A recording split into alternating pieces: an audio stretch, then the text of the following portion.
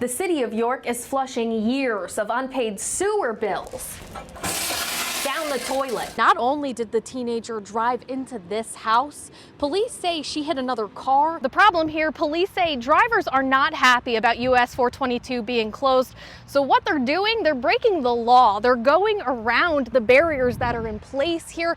They're making their own routes through the parking lot. Police focused a large part of their investigation around the corner on Campbell Avenue. However, they found a gun on top of that storage shed rooftop, all thanks to a concerned neighbor. This is the edge of the campground. As you can see, it's very green, lots of plants, lots of trees, and on them, lots of spotted lanternflies. That excitement can bring long hours for police officers, dispatchers, paramedics, and firefighters, potentially working 9 to 12-hour days or more, many times back to back and on little to no sleep.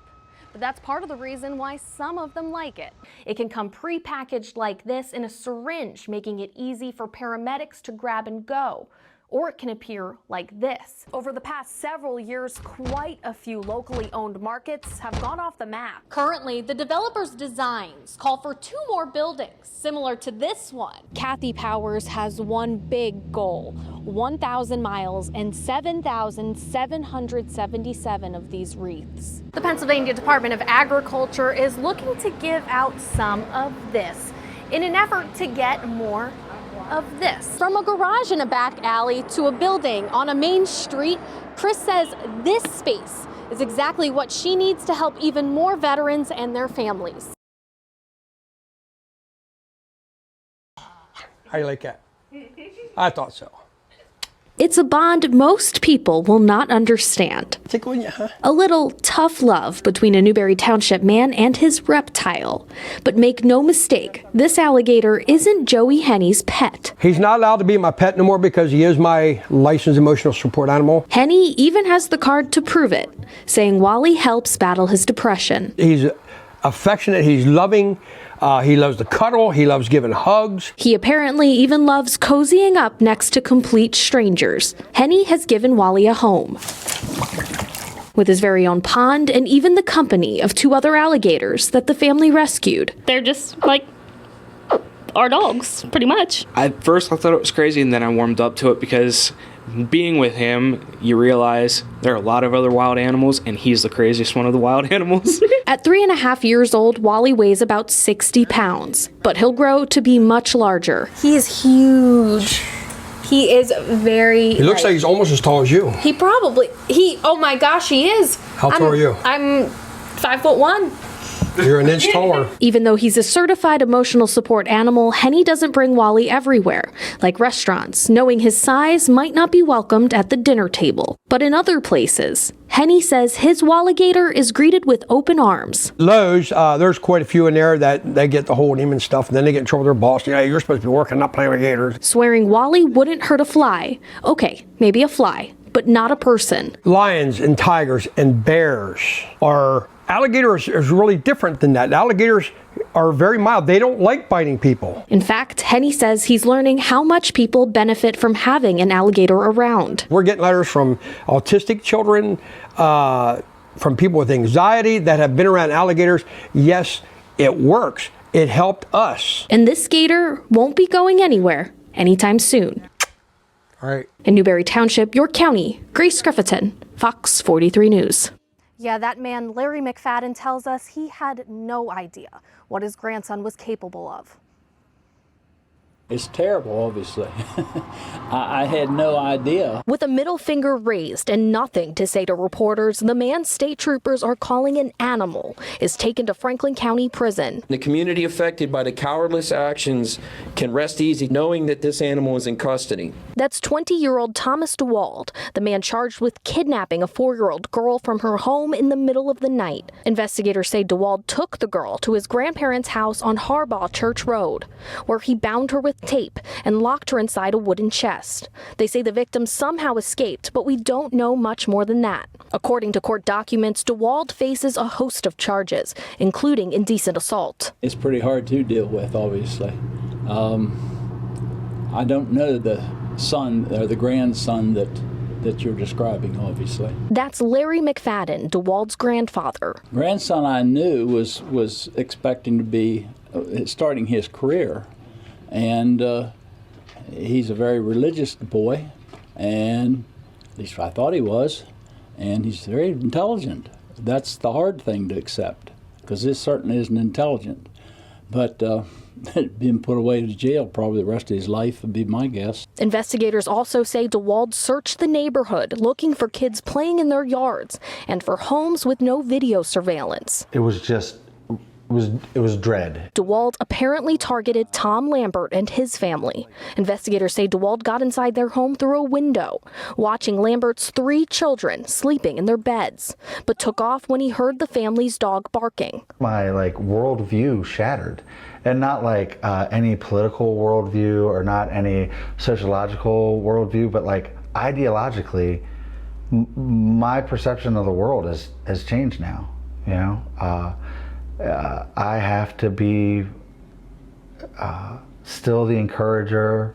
I have to be still the field without fences to some degree to my kids. But in the same regard, now I also have to be vigilant within that arena, and that's very depressing. Tom addressing the camera with a solemn message for the man who's changed the way he looks at the world. Whatever made you what you are, I'm genuinely sorry for that.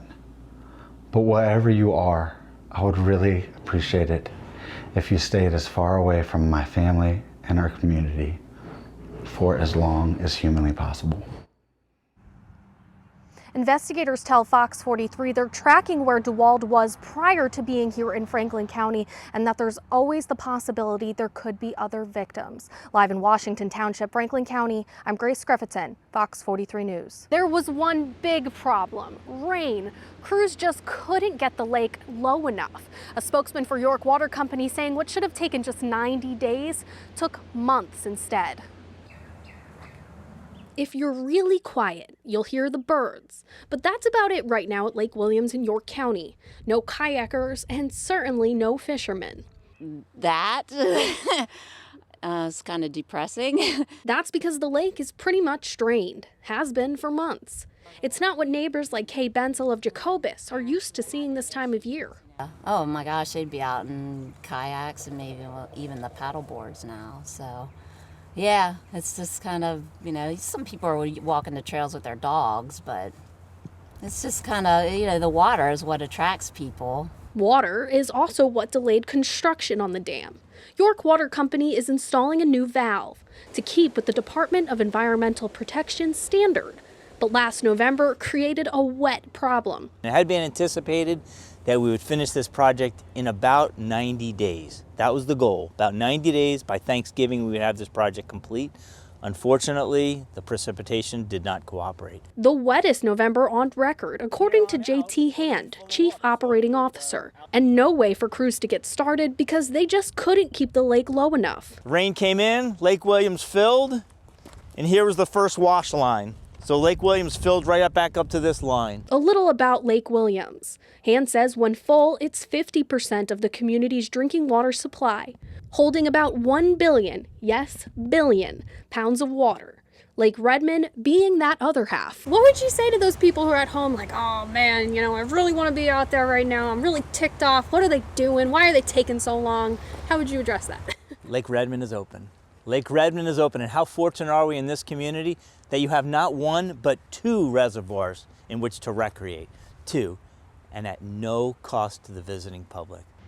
Hand says he is hopeful, but treading very lightly, that all the work on the dam will be done in 30 days. Then he says all the rain in the world is welcome. In the meantime, people could face hefty fines for trespassing where these signs are posted.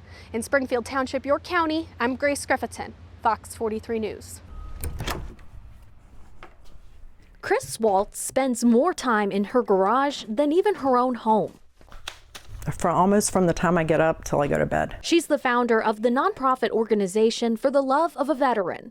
And all these items get boxed up and shipped to 5,000 troops overseas each and every month. It's just a little bit of love from home so they they know people care here, so. She also helps their families and homeless veterans in several states. I'll put it this way, when I first started doing this, I said to my husband, I was like, why can't somebody just give us a building? And I'm like that's logical to think that way. It's apparently not as crazy as Chris thought. Did a little research on what she is about or what she does. She changes people's lives. Now, Chuck Messer-Smith is changing her life and many others in the process. He goes, I'm giving you this. And I'm like, what? Not money, not clothes, not food, but a building on Carlisle Pike in Hanover. And he goes, I'm giving you this, I'm donating it. I believe in you, I believe in your organization.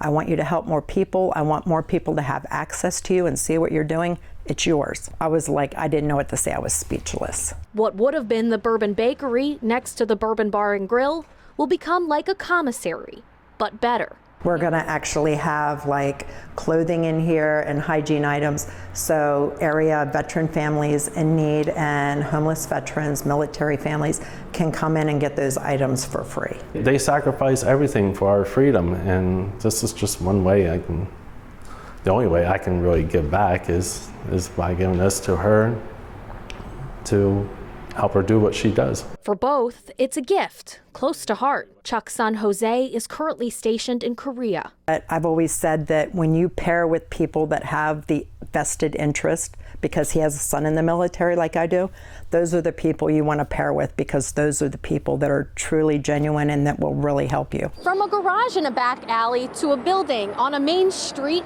Chris says this space is exactly what she needs to help even more veterans and their families. He is an angel.